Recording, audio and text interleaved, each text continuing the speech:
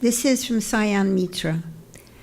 Revered Maharaj, you explained that everything in the universe is an illusion.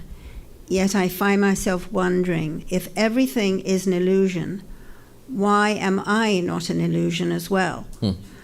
Why am I, as an individual, not also part of this illusion? And instead, why do I remain as Brahman, the ultimate reality? Okay. This is a fundamental question in Vedanta. If you're saying everything is illusion, we are not. But suppose you are. Then why am I not? Do I exist? That is the first question. The first question in philosophy. First serious question in philosophy. Serious question.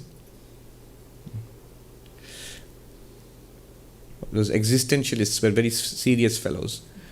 That book,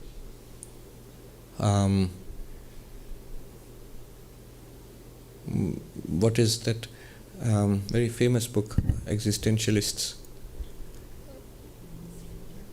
The Stranger?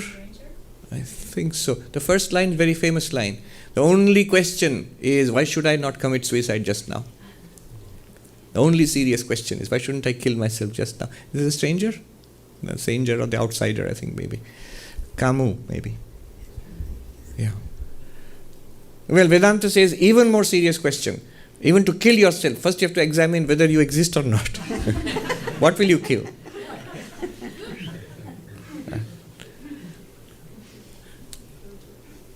So, this question, the answer to that is a firm yes. I do exist.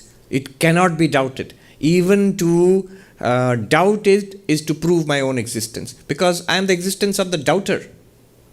In Sanskrit, there is something called vadato vyaghata.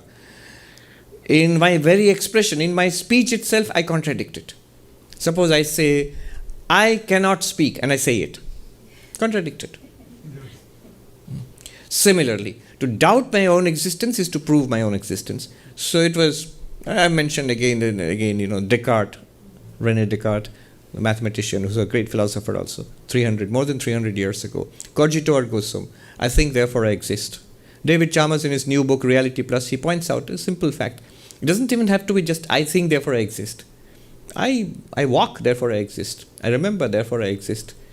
I enjoy or I suffer, therefore I exist. Any conscious experience proves to you your own existence.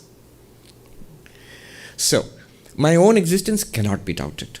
The doubt itself proves my own existence. So, the first answer to this question is, why am I not an illusion? No, you are not. If you are an illusion, who is experiencing that illusion? The fact that you are saying that I am experiencing an illusion means you are there. Oh, I am an illusion. That also you are experiencing. You are there then.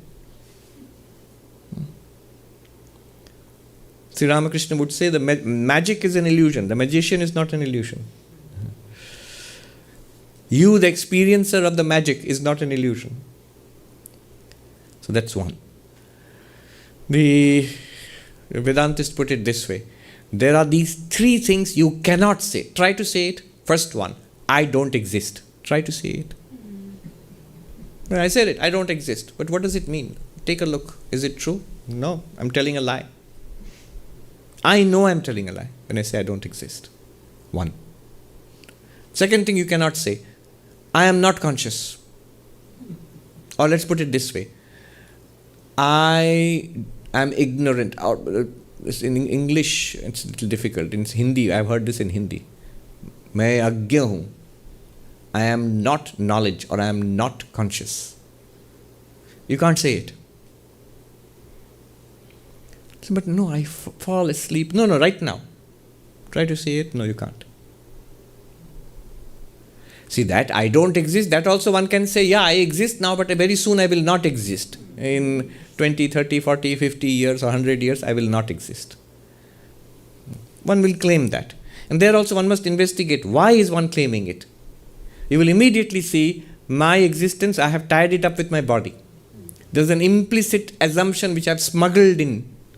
Right now, I report my own experience. I exist. Honestly, I cannot say that I don't exist. This is my direct report, honest report of my experience. But when I say, yeah, that's a trivial fact, I exist. But very soon, the real big problem is very soon I will not exist.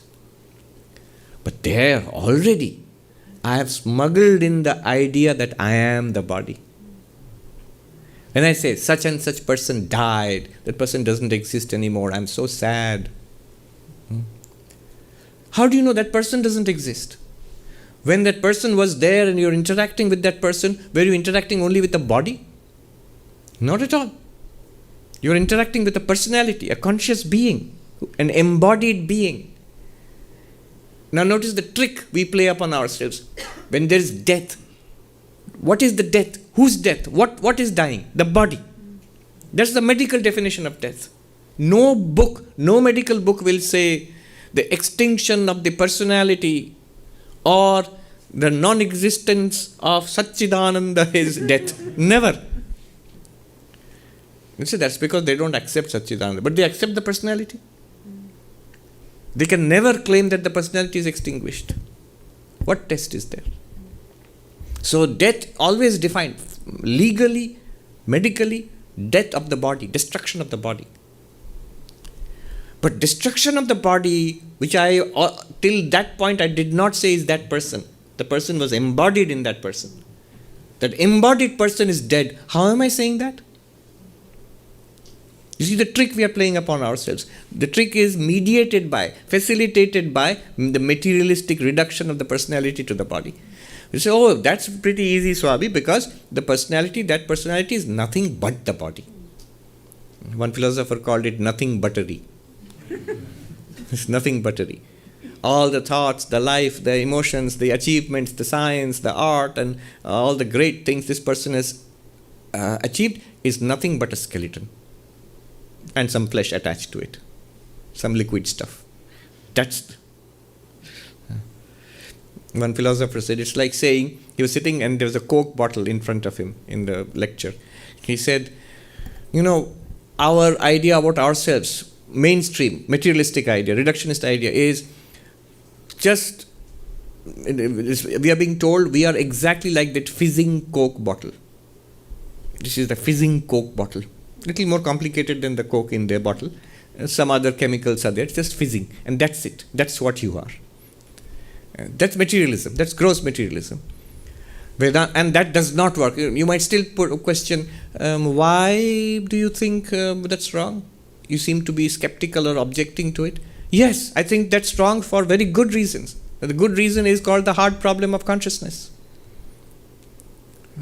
The fizzing Coke bottle, you can reduce the fizzing to the chemicals in it and the chemical reactions. But try to reduce the personality, the person you are interacting with, try to reduce it to the brain. Nobody has succeeded till now.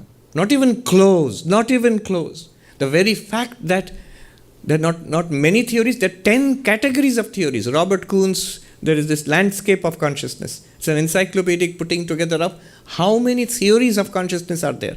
He says 10 groups of theories, classification. It's like the biological classification of life which we had learnt, species and genera and all of that. It's like that. And that's a sign that the field is immature. There's just wild speculation all over the field. So there is no consensus, no understanding of how the personality is. Is it at all just this fizzing Coke bottle? So, you cannot say that I do not exist. You cannot say that I am not aware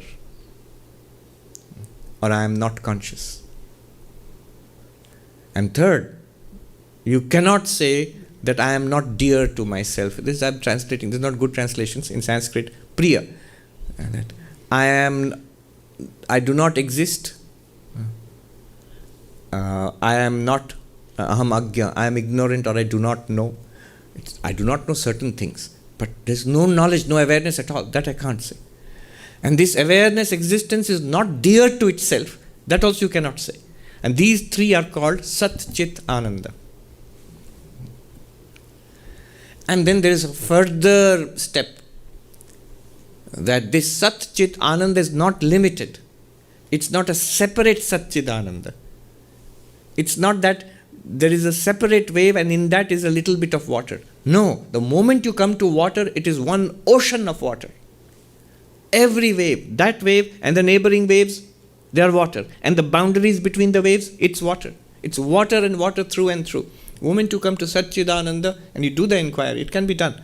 You will begin to see it's actually an ocean of Sat-Chit-Ananda. It's not, there's a person called Sarvapriyananda and a little bit of Sat-Chit-Ananda has been pumped into it. No, not like that. It is one Sat-Chit-Ananda appearing as this person and that person and that person. This is the infinity of the absolutely certain non-illusory self. Answer to that question. I'm looping back to complete the circle here. How do I know I'm not an illusion? You know for certain. Little inquiry will show this. One thing is impossible, that you are an illusion. Step 1. Step 2. This non-illusory, absolutely certain self. There are 3 things you cannot claim about it. That it does not exist, that it is not aware, that it is not dear to itself. Then this existence, awareness and dearness. Dearness is not in the sense of expense. Dearness in the sense of bliss. This is limitless. This is Advaita Vedanta.